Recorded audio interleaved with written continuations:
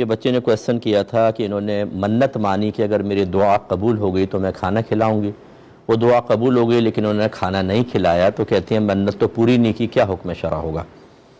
دیکھیں, جو ہم منت مانتے ہیں, اللہ تبارک و تعالیٰ سے کسی عبادت کا وعدہ کر لیتے ہیں, اس کو پورا کرنا لازم ہوتا ہے.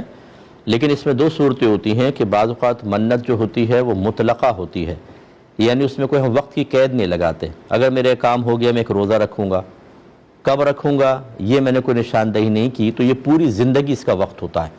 اور ایک یہ ہوتا ہے کہ اگر میرا کام ہو گیا تو اس کے بعد والے جمعے میں روزہ رکھوں گا یا پہلے رمضان میں اعتکاف کروں گا.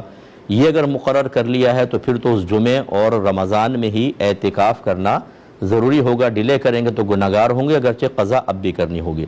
تو آپ کے جو الفاظ ہیں ان سے بظاہر یہ ظاہر ہوتا ہے کہ آپ نے کوئی مقید نہیں کیا تھا, دعا قبول ہو گئی تو کھانا کھلاؤں گی. اب چونکہ اس میں کوئی ٹائم پیریڈ تو رکھا نہیں تھا آپ نے, تو یہ منت یہ نہیں ہے کہ اب یہ پوری نہیں ہوئی تو اب کیا ہوگا, آپ ابھی بھی کھلا سکتی ہیں, کھانا کھلا دیں, انشاءاللہ آپ کی منت پوری ہو جائے گی. نہیں ہوگی. ایک انہوں نے پوچھا کہ میں پرفیوم شاپ پہ بیٹھتا ہوں تو مانگنے والے آتے رہتے ہیں, میں ان کو جو دیتا ہوں تو نیت کر لیتا ہوں کہ میری زوجہ کو اور ان کے والدین کو اصال ثواب ہو جائے, کیا حکم شرع ہوگا؟ دیکھیں, جو یہ پیشہ ور مانگنے والے ہیں جن کا کام ہی مانگنا ہے, یہ اور کوئی کام دھندہ نہیں کرتے ہیں, ان کا مانگنا حرام اور گناہ کبیرہ ہے. نبی کریم صلی اللہ علیہ وسلم نے ارشاد فرمایا, جو بغیر ضرورت کے دستے سوال دراز کرے وہ بروز قیامت اس حال میں آئے گا کہ اس کے چہرے پر گوشت نہیں ہوگا. اور یہ ہم بھی جانتے ہیں, سب جانتے ہیں کہ ہر دکان سے جب یہ پیسے مانگ کے روزانہ کتنا پیسہ اکٹھا کر لیتے ہیں اور روزانہ ہی مانگتے ہیں, ان کی ضرورتیں ختم نہیں ہوتی ہیں کیونکہ پیشہ ور ہیں.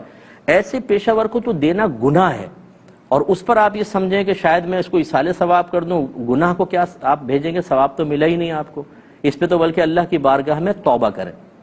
ہمارا مشورہ یہ ہوگا, ایسے لوگوں کو دینے کے بجائے آپ اپنے قریبی رشتہ داروں میں دیکھیں, محلے میں دیکھیں, جو سفید پوش قسم کے لوگ ہیں جن کا گزارا بڑی مشکل سے ہوتا ہے, لیکن وہ کسی کو اپنے حالات بیچارے نہیں بتاتے ہیں, شرم کی وجہ سے, خاندان سے وابستگی کی وجہ سے ان کی مدد کریں, اور پھر یہ حسن ظن قائم رکھیں کہ اللہ نے جو ثواب دیا ہے وہ بہت ثواب ہوگا, اس کو آپ ایصال کریں.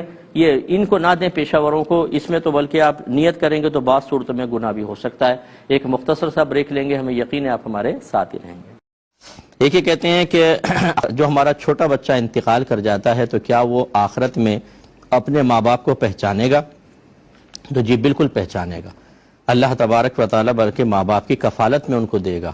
وہ چھوٹا بچہ سفارش کرے گا بارگاہ الہی میں اپنے ماں باپ کی, اور اس کی سفارش, بلکہ نبی کریم صلی اللہ علیہ وسلم کے الفاظ تو یہ ہیں کہ وہ اللہ سے جھگڑا کرے گا. جدل کے الفاظ ہیں, جھگڑا کرے گا کہ میرے ماں باپ کی بخشش کر دے, اور اللہ تعالیٰ اس کی سفارش قبول کرے گا. وہ اپنے ماں باپ کے ساتھ جنت میں ہوگا, اور پھر اس کی پرورش ہوگی, اس کو دودھ پلایا جائے گا, بڑا ہوگا, اور وہ پھر اپنے ماں باپ کو نہ صرف پہچانے گا بلکہ ساتھ رہے گا. اچھا, یہ نہیں کہ بڑا ہونے کے بعد پہچانے گا, کیونکہ سفارش تو وہ کچا بچہ کر رہا ہے, چھوٹا بچہ کر رہا ہے, اس کا مطلب ہے اللہ تعالیٰ اس کو الہام فرمائے گا اور وہ اس وجہ سے اپنے ماں باپ کو پہچان پائے گا. تو بالکل ہماری جو بہنیں اس وقت ہمیں سن رہی ہیں جو اپنے چھوٹے بچوں سے محروم ہوئیں, ان کے جگر کا ٹکڑا, ان کے دل کا ٹکڑا ان سے جدا ہوا, غم بہت ہوتا ہے, صدمہ ہوتا ہے, ماں باپ بھی بیچارے بہت صدمے میں ہوتے ہیں. لیکن تھوڑی سی ہمت رکھیے, کل یہ بچہ انشاءاللہ اللہ نے اگر آپ کا پھول آپ سے لیا ہے تو اس کے بینیفٹس اور انعام بھی آپ کو دے گا.